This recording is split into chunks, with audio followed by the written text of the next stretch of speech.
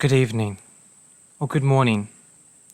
My name is Chevy, and my YouTube channel is called Chevy the Entertainer. And I hope you're ready to be entertained. I was feeling way more pumped up about 3 minutes ago, but I'm still going to go on because I can handle it. All I'm doing is talking to a camera, it's not too hard, you know what I'm saying? So my 5 topics today are marketing tips face to face. Now, this is just useful to people, even if they're not trying to sell something. They could just be trying to convince someone of their argument, or just trying to advertise anything. You could try and advertise your house as a choice for the barbecue for Christmas. Second point is war against men. Third is differences in culture between Ukraine and Australia. Fourth is Neil Young, Joe Rogan fiasco, and number 5 is the truckers' protest. But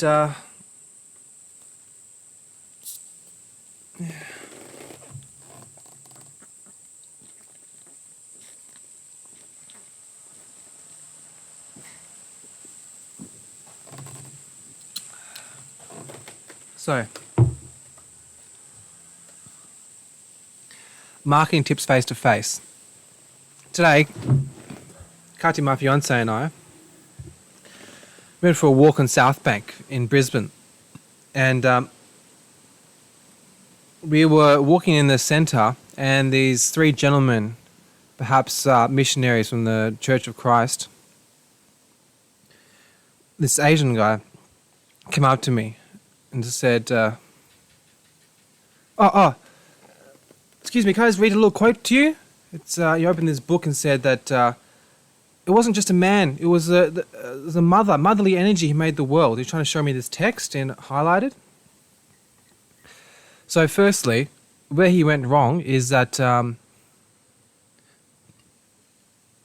you're supposed to engage people with eye contact approximately 7 meters away, 5 to 7 meters away before they come up to you. You don't wait until they're walking past directly parallel to you before you engage them, because then it seems like you're not that confident in what you're doing. You want to set it up.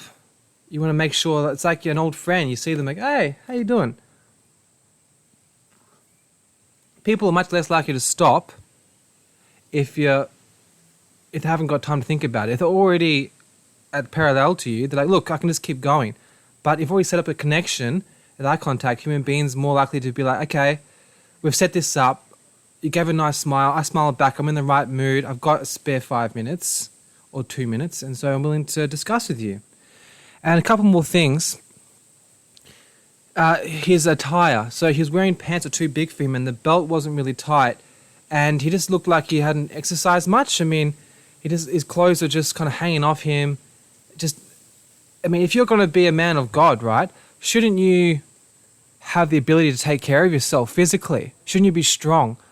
And I gave him some advice on the spot, saying, look, I think if you're supposed to be a man of God, like a religious person, shouldn't you do practical things? Shouldn't you do things to actually physically help someone? Like, for example, I used to do social work. I'd physically go out, counsel, take them out, normalizing behavior, people with schizophrenia, people with bipolar disorder, people with autism, people with other issues. And that is actually physical, tangible. When you're going up to someone and reading a passage from a book with just nonsensical words, I find it hard to imagine you're going to make a big difference in someone's life. I also recommended that have like a little food stall, like some muffins, just something to give an excuse to engage with you. If you're just trying to show me a book, it looks like you're trying to get a credit card number. And, people have just had enough of salesmen.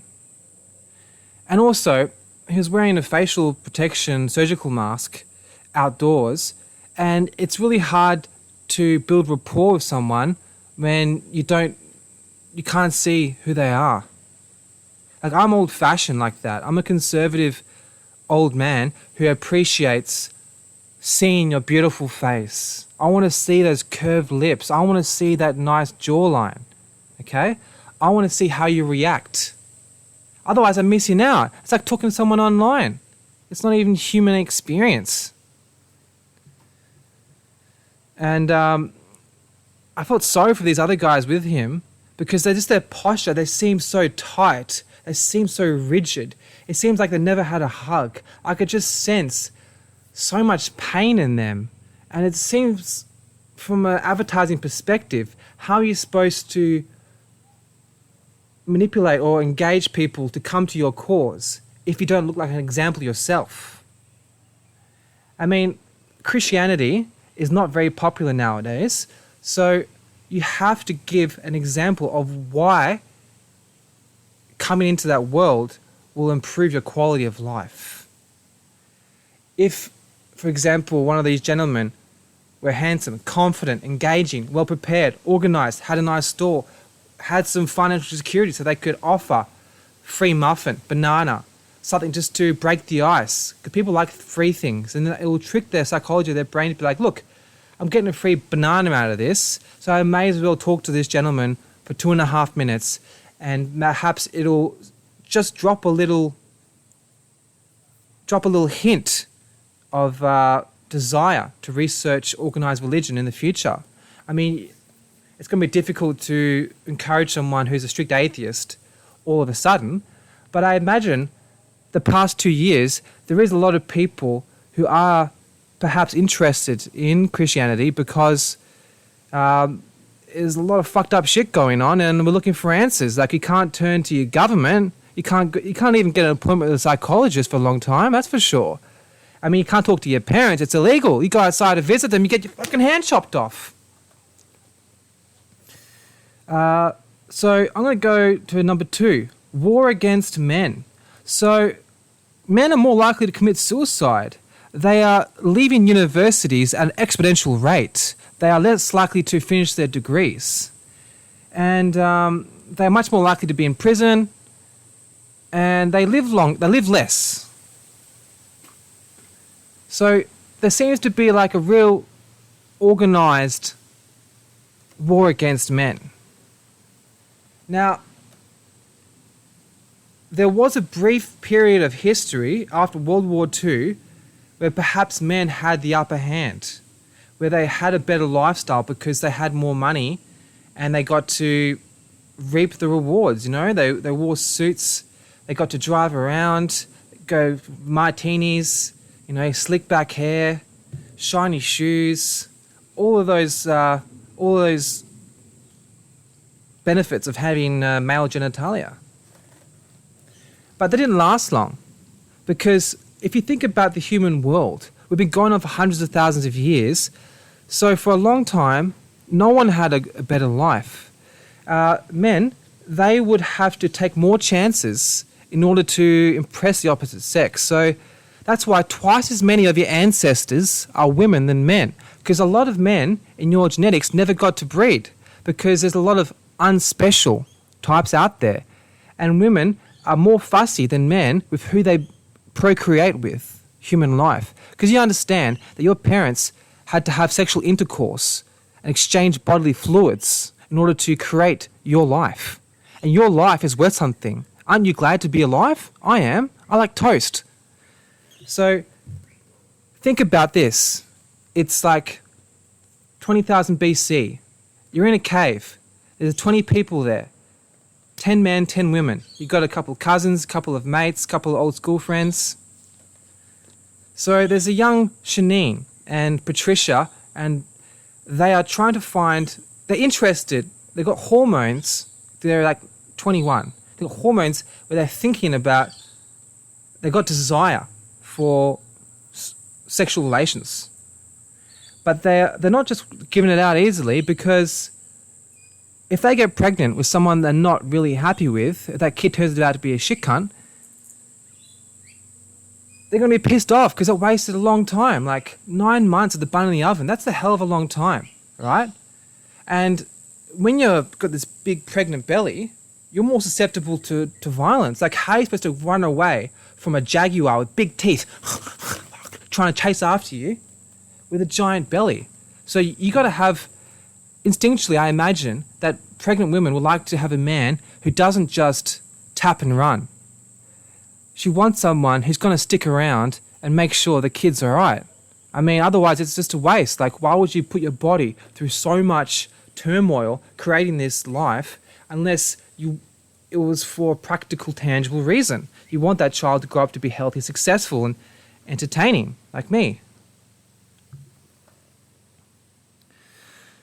And so, in order to let women know that they are somehow special, men would have to take risks. And a lot of the time they would die. They would have to fight woolly mammoths. I love that expression of fighting woolly mammoths. I don't know, it just seems so barbarian, you know, just wearing like a coat made out of like animal fur, and you've got like teeth hanging over you, and you've got a big spear, and you're like, hoo, hoo. It just seems like real masculine. But there is a war against men because they had the best intentions. At university, there is a radical neo-Marxist agenda, and it coincides with a push on gender studies, LGBT, QI, racial differences. These subjects are extremely encouraged to a point where I don't understand, because there's a big world out there. There's a lot of things that need creating. And so it seems a little irrational to have every man and his dog, or every woman and her cat, going out, spending 50 grand on a degree to learn about differences in gender. But I went to RMIT just a few years ago, and I did a course. And there was a woman there. She was mature age like me, but she was much more mature. She must have been in her mid-50s.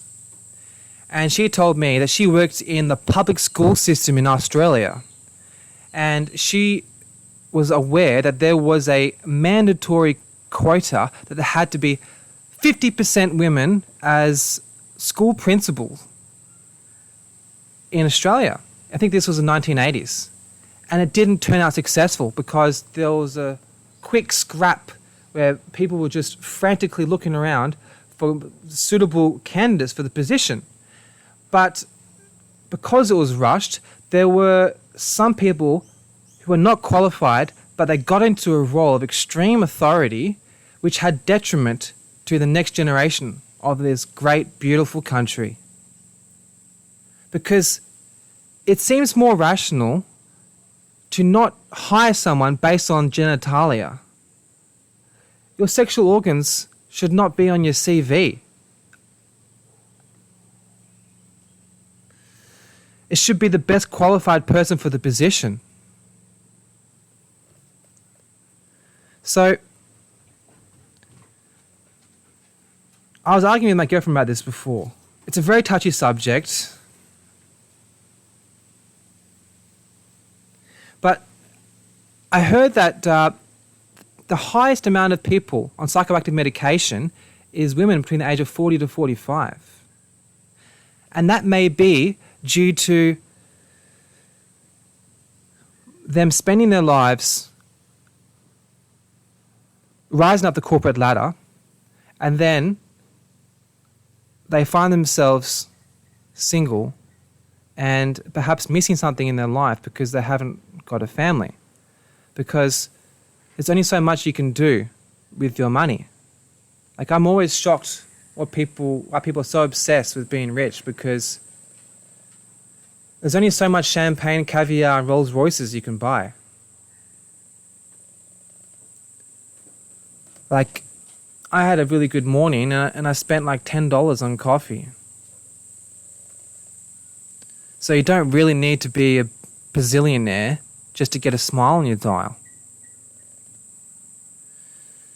And so there's a lot of companies that are just trying to be epitome of diversity. And so, like, for example, today, there's a big sign that says Brisbane, in South Brisbane, and they have like little advertising quotes of what people like about Brisbane. There's a large image of a woman's head and, encouraging in a corporate suit with like big shoulder pads. And there's no sign of any kind of equal respect for men, because to me, I think that women and men are perfect in their own way. I have a lot of feminine attributes. I'm in touch with my feminine side. Most of my friends in my life have been women. My two best friends in life have been my two partners. I had a 7-year relationship with a girl. She's my best friend. Now I've been my current fiancée for 6 years. She's my best friend. I'll take a bullet for her. Okay? I will donate my liver on eBay if it just meant that she could live for one more day. Now that's a bit far-fetched, but you know what I mean. But I'm worried about men because a lot of my clients were men and they just didn't really seem to have much support. And people think that we are tough, we can just handle things. But I've read that men actually take breakups worse than women. And in war, like in Vietnam War, World War II, etc., men had to go out and most likely die to try and fight for freedom, for free enterprise, to fight for the right for government not to decide everything you do. To me, the role of the government is to be as small as possible. You should let the people be the people. Unless they're all just ripping each other's necks out and just raping each other's faces on the street, just let them be. Like the sign of a good manager in any business is one when she can leave, he or he can leave, and the business runs autonomously. If you have to supervise constantly, that is a sign of a bad leader.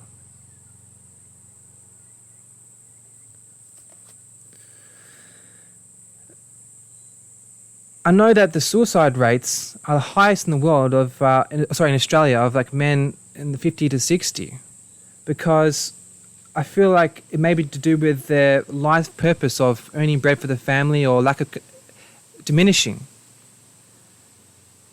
Because we need to have a purpose. Like, you may wonder why I'm interested in this subject. Because I'm a man, I'm interested in this. I'm sure there is many women who are working on women's studies. And I'm sure there's many women working on men's studies. I'm sure there's many men working on women's studies. But I am personally a little interested more with men's well-being. But that's just at this time and place in life. It doesn't mean I'm a bigot. If I had a choice of which gender should be on this earth, one had to get wiped out, it would be men wiped out. Because just because women they seem like they're, I don't know, like they're more grace, like they're just more like cozy.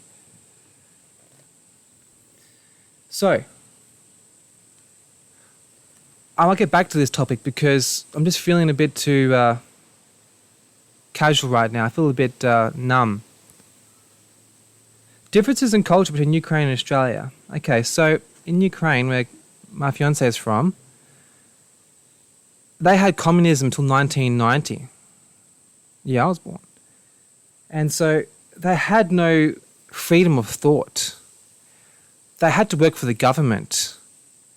And so they never really got a chance to think for themselves. I know that religion was not glorified. Like Joseph Stalin, when he created the Soviet Union, he put people who had religious ideals in concentration camps and took away their ability to breathe. Because if you love God, or if you love poetry, or if you love art, That is disrupting your love of the state. Now, I believe people like Joseph Stalin, the most dangerous type of people on this earth, had a utopian ideal of the best intentions for the Soviet Union. And he was willing to murder in the name of his cause. He had a utilitarian perspective, so maybe you have to kill 10 million people to save 5 million people. But that's just doesn't make sense.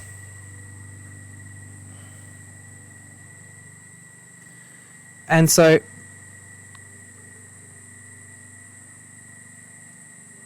Katya had to choose a job that made her money. She couldn't make pottery. Even though they can make you money now, because the internet, you can find alternative ways to make money. But when she was born in 1995, her parents seen a lot of poverty. And so they drilled it into her that she should study programming so she can be financially secure and get the hell out of the Soviet Union.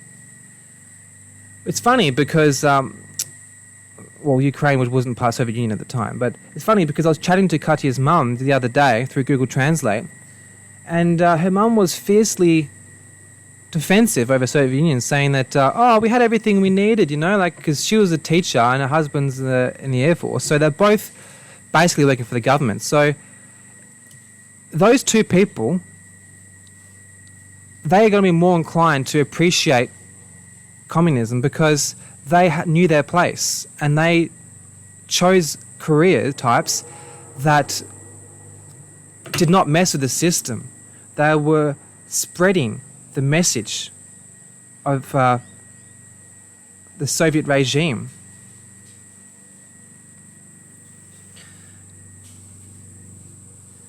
Which is a good thing at a certain point because she didn't mess around. The reason why she studied a lot gave her ability to come to Australia, and when she went to university, and then she met me. And I stole her heart. I was her first man, and I never let her go. I was like, bloody hell, I am a lucky little fella. But she's pretty lucky too. I'm not the worst cup of tea out there. But she couldn't mess around. She couldn't just flounder around ditching different courses. So that stability is good in a sense because she's very successful. Actually started a new job tomorrow. Righto, I'm going to pause it here because my friend just arrived. I'm going to go and have a look at my car because it's broken down in the middle of nowhere. And I charge the battery, see if that's it, even though I know it's not going to work, but you never know. Maybe the good Lord will shine down a favor on me.